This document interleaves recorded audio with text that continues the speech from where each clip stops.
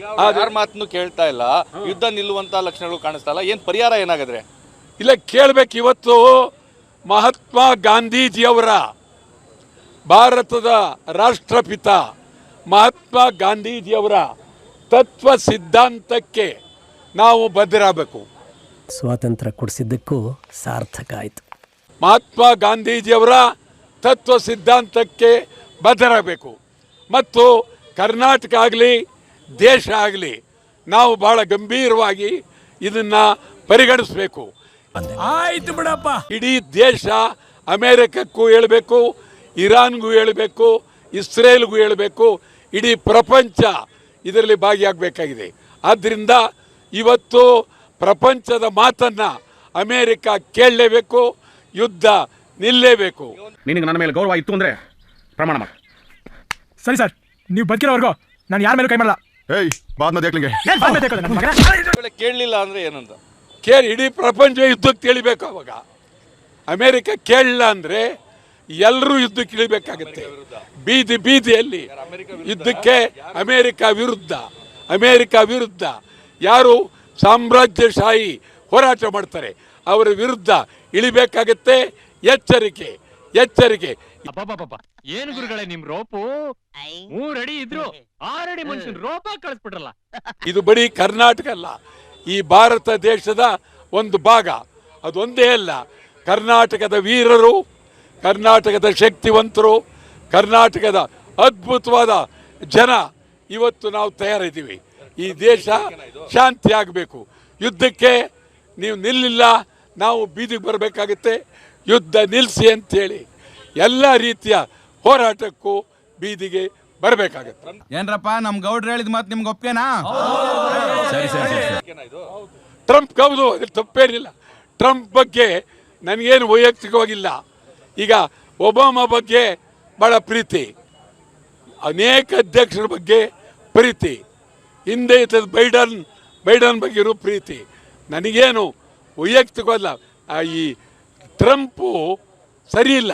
ಮಗ ಇದನ್ನಲ್ಲ ಚಾಲ್ ಬಾಸ್ ನನ್ನ ಮಗ. ಹೆಂಗಸರ ಸೆರಗನ ಕಂಡ್ರೆ ಬಾಡಿ ಟೆಂಪರೇಚರ್ ರೈಸ್ ಆಗ್ಬಿಡುತ್ತೆ. ಪಾಪ ಅವರ ಅಧ್ಯಕ್ಷರಾಗಿ ಈ ಮಟ್ಟಕ್ಕೆ ಇಳಿಬಾರ್ದು. ನಿಮ್ಗೆ ಹೇಳೋದಾದರೆ ನಮ್ಮ ಪ್ರಧಾನಮಂತ್ರಿಯವರನ್ನ ಅಮೇರಿಕ ಕರೆದು ಜೋಡಿ ಕೈನಲ್ಲಿ ಓಟು ಬೇಕು ಅಂಥೇಳಿ ಇಬ್ಬರು ಮೆರವಣಿಗೆ ಆಯಿತು. ಈಗ ಅವರಿಗೆ ಇಂಡಿಯಾನೂ ಬೇಕಾಗಿಲ್ಲ, ಯಾರೂ ಬೇಕಾಗಿಲ್ಲ. ಒಂದು ರೀತಿ ಭಾಳ ಗೌರವಸ್ಥ ಆದರೆ ಹುಚ್ಚಿಡಿದಂಗೆ ಆಡ್ತಾ ಇದ್ದಾರೆ. ಹುಚ್ಚಿಡಿತದಲ್ಲ, ಹುಚ್ಚರು ಆಡ್ತಾ ಇದ್ದಾರೆ. ಇದು ಬರೀ ಕರ್ನಾಟಕದ ಮಾತಲ್ಲ, ಪ್ರಪಂಚದ ಮಾತು. ನಾನು ಟ್ರಂಪ್ ಅವರಿಗೆ ಕಳಕಳಿಯಿಂದ ಮನವಿ ಮಾಡ್ತೇನೆ, ಮೊದಲು ಯುದ್ಧ ನಿಲ್ಲಿಸಿ. ಯಾಕೋ ನನಗೆ ಟಾರ್ಗೆಟ್ ಮಾಡಿದೀಯಾ? ನಾನು ನಿನ್ಗೇನು ಅನ್ಯಾಯ ಮಾಡಿದೀನೋ ಹೇಳ್ಕಂದ. ಇದುವರೆಗಾಗಿರ್ತಕ್ಕಂಥ ಕೋಟಿ ನಷ್ಟ, ಜನರ ಸಾವು ಆಗಿರ್ತಕ್ಕಂಥ ಪರಿಸ್ಥಿತಿ, ಇದ್ರ ಬಗ್ಗೆ ಬಹಿರಂಗ ಕ್ಷಮಾಪಣೆ ಅಮೇರಿಕದಿಂದ ನೀವು ಕೇಳಲೇಬೇಕು. ನೋಡೋ ಹೇಳ್ತಾ ಇದ್ದೀನಿ, ಇದೇ ನಿನ್ಗೆ ಲಾಸ್ಟ್ ವಾರ್ನಿಂಗ್. ಜಾಸ್ತಿ ಉರ್ದ ಬರ್ನೇ ಬಿಡ್ತೀಯ ಬೂದಿ. ಕೇಳಿದ್ರೆ ನಿಮಗೂ ಗೌರವ ಬರುತ್ತೆ, ಎಲ್ಲರಿಗೂ ಗೌರವ ಬರುತ್ತೆ. ಪ್ರಧಾನಿ ಅವರು ಏನ್ ಮಾಡ್ಬೋದು ಈ ಸಂದರ್ಭದಲ್ಲಿ? ಮೋದಿ ಅವರು, ಪ್ರಧಾನಮಂತ್ರಿ ಮೋದಿಯವರು ಇವರು ಸ್ವಲ್ಪ ಹೆಚ್ಚು ಕಡಿಮೆ ಎಲ್ಲ ಕಡೆ ಸ್ವಲ್ಪ ಬೇರೆ ದೇಶದಲ್ಲಿ ಒಳ್ಳೆಯ ಹೆಸರು ತೆಗೆದುಕೊಂಡಿದ್ದಾರೆ, ಇಲ್ಲ ಅಂತ ಹೇಳೋಕ್ಕಾಗೋದಿಲ್ಲ.